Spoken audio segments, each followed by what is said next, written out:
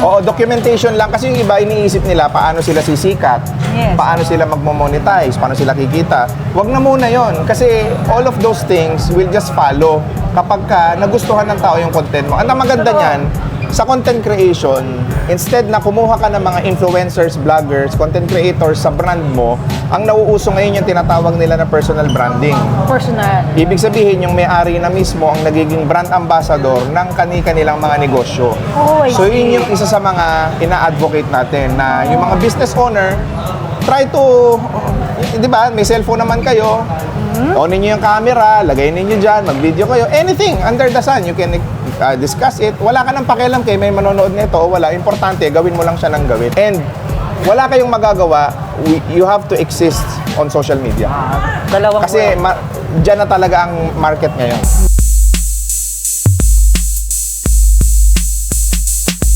Here we are with Sir RDR. Yan, di ba? Sobrang pogi sa personal. Hindi totoo yan.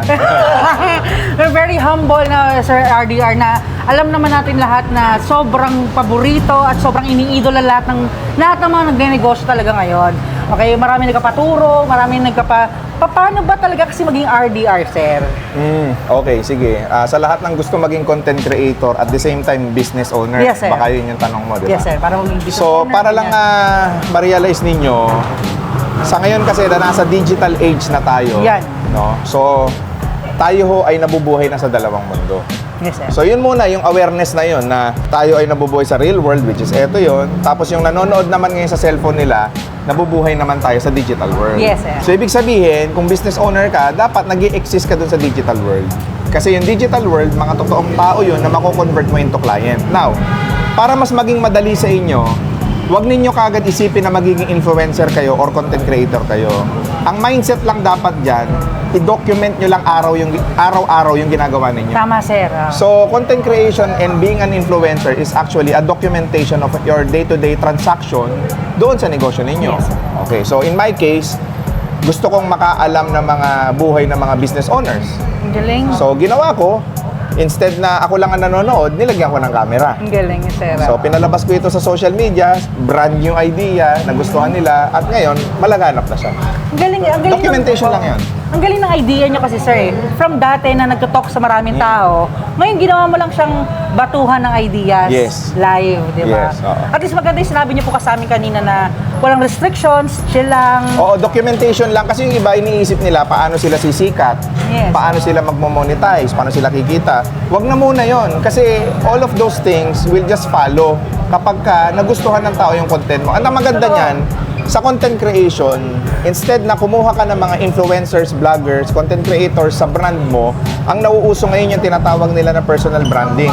Personal. Ibig sabihin, yung may-ari na mismo ang nagiging brand ambassador ng kani-kanilang mga negosyo. Oh, I So, see. yun yung isa sa mga ina-advocate natin na yung mga business owner, try to, di ba, may cellphone naman kayo, onin nyo yung camera, lagay ninyo dyan, mag-video kayo, anything under the sun, you can discuss it. Wala ka nang pakialam kay may manonood nito o wala. Importante, gawin mo lang siya ng gawin. Tama, sir. Malay mo may mag-evolve dyan. And wala kayong magagawa, you have to exist on social media. Dalawang Kasi dyan na talaga ang market ngayon. Yes, sir. 'Di ba? Dati mahirap mag-market ng negosyo kasi kailangan mo magbayad sa Trimedia, print, radio, and TV. Yes, yun po. Oo. So ngayon hindi na kailangan. Mag-video ka na nga lang eh. Yun na lang, effort na lang ang kailangan eh. No. Diba? Napakaganda na tinuro sa atin ni Sir RDR na kung saan tuturuan niya tayo mag-start from wala into something Yes. na alam mo, go-vlogging talaga. So, grabe sir, it's a privilege talaga na makasama namin kayo dito. And, syempre, more projects to come with Myriad and Sir RDR. Diba? Yes. Thank you so much. Okay.